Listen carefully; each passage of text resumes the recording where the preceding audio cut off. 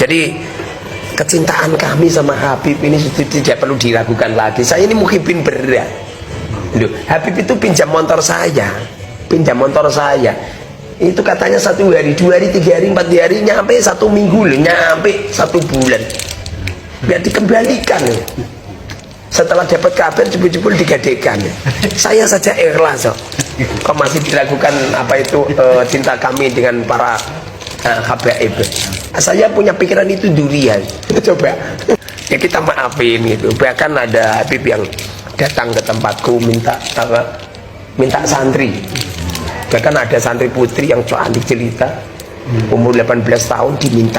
Padahal beliau tahu umurnya udah 52. Dan pada akhirnya ya saya bilang, Habib, saya tidak berwenang untuk pancingan minta izin sendiri sama walinya, kemudian nemuin sama wali. Mungkin wali santrinya juga karena takdim sama saya, jadi anaknya diberikan. Loh, setelah punya anak, setelah nikah dengan beliau ditelantarkan. Pada akhirnya ini santri ini dicerai, punya anak 1 loh, masih muda banget loh. Pada akhirnya apa yang terjadi? Saya yang jadi tumbal. Ada figura besarnya segini. Ini biasanya kalau di pasar itu sekitar 500-600. Beliau jual sama saya 4 juta. Saya bilang, Bib, mohon maaf, punyanya uang saya ini cuma 500.000. Jadi udahlah, nggak usah jual sama saya. Ini sedekah saja sama Habib. Apa yang terjadi? Iya tetap ngoyak, bahkan melaknat. Pada akhirnya atau saya hutang-hutang. Itu asli itu. Namanya muhibin loh, muhibin berat. Saya ini muhibin kelas kakap.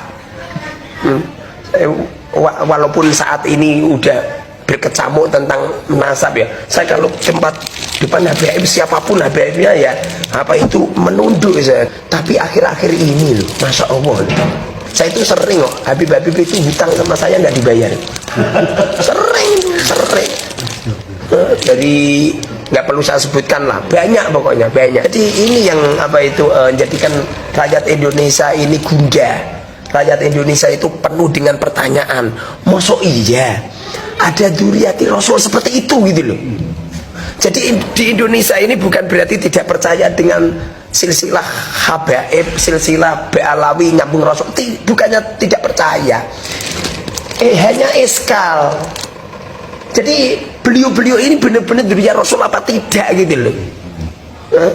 Masa dzurriyyah Rasul seperti itu gitu loh. Pokoknya kami selalu cinta dengan dzurriyyati Rasul. Tapi kalau ada oknum, kalau ada siapalah kemudian nasabnya keliru, kemudian apa itu akhlaknya keliru, sampai kapanpun kita semua juga tidak hormat. Ini bapak-bapak ini ada yang saya tanya, kamu yang beredar ini, dzurriyyah Rasul yang beredar ini, apa Habib-Habib yang beredar ini, yang akhlaknya tidak seperti itu, kamu percaya nggak kalau beliau itu dzurriyyahnya Rasulullah? Nggak percaya. Ini tamu-tamu ini nggak percaya semua. Yang asli aku yakin beliau percaya yang asli. Bila mana akhlaknya memper gitu Pak. Gitu Pak. Tuh guys ya, Bapak Kiai ya yang banyak santrinya ya, dia ketipu ya guys, menjadi muhibin terberat. Apalagi orang awam seperti saya, seperti bapak saya ya guys. Berarti itu ya triknya itu sama guys ya. Pertama itu dia datang ya, bawa dagangan ya, bawa obat-obatan, bawa minyak nyong-nyong, bawa kitab-kitab, bawa tasbih ya. Dia itu jualan ya guys ya. Terus ngaku cucunya Nabi ya guys. Terus pas sudah disambut dengan baik ya guys, sudah dibeli dagangannya, terus dikasih makan, dia malah minta ongkos guys ya.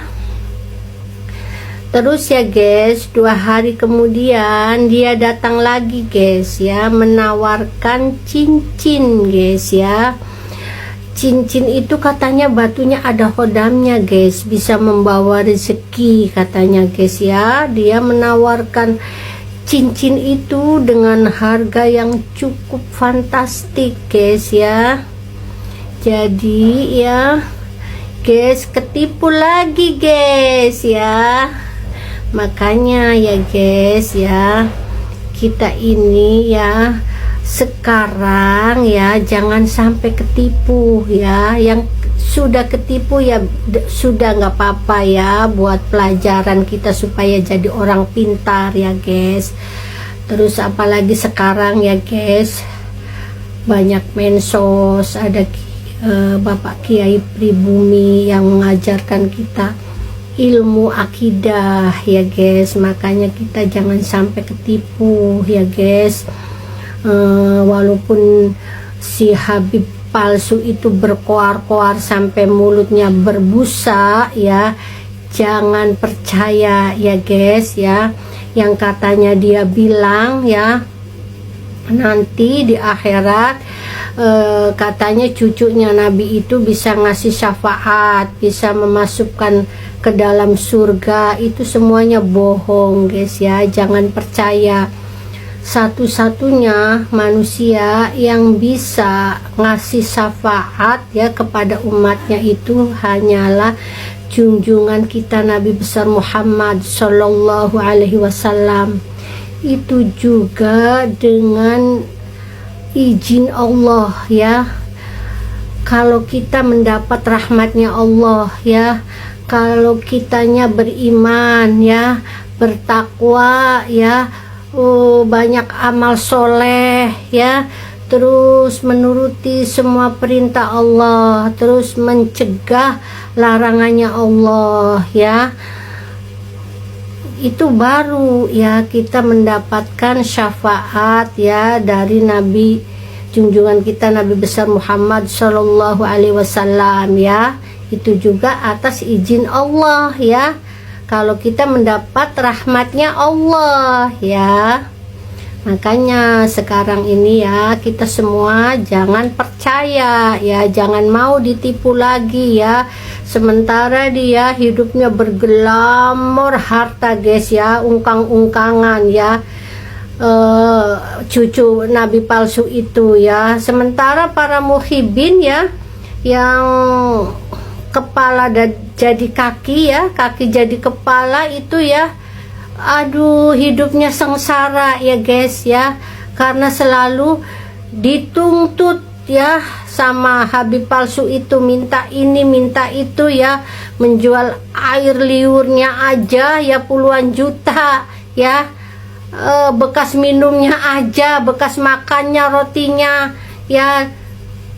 Cara dia untuk membohongi para muhibin ya, dia yang enak-enak, dia yang ungkang-ungkang ya.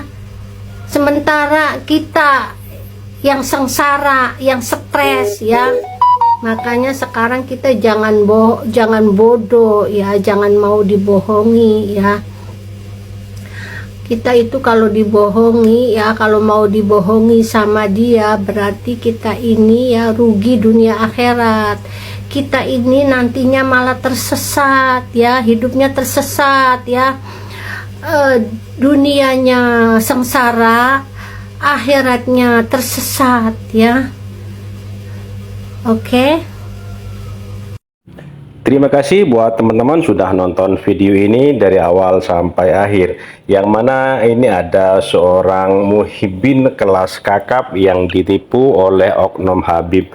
Yang mana dia bercerita sepedanya dipinjam seorang oknum Habib yang tidak bertanggung jawab ini, ditunggu 1 minggu, 2 minggu, 1 bulan, ternyata sepedanya itu tidak dikembalikan ya. Jadi sepeda motornya itu tidak dikembalikan, dan ternyata sepeda motornya itu digadaikan ya oleh oknum Habib itu ya teman-teman.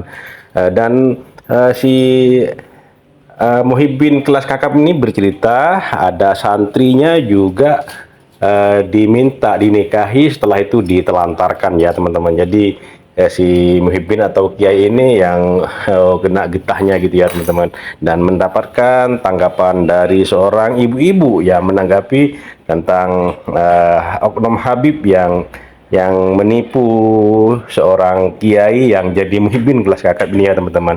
Oke, terima kasih buat teman-teman semua sudah nonton video ini. Sampai jumpa di video selanjutnya.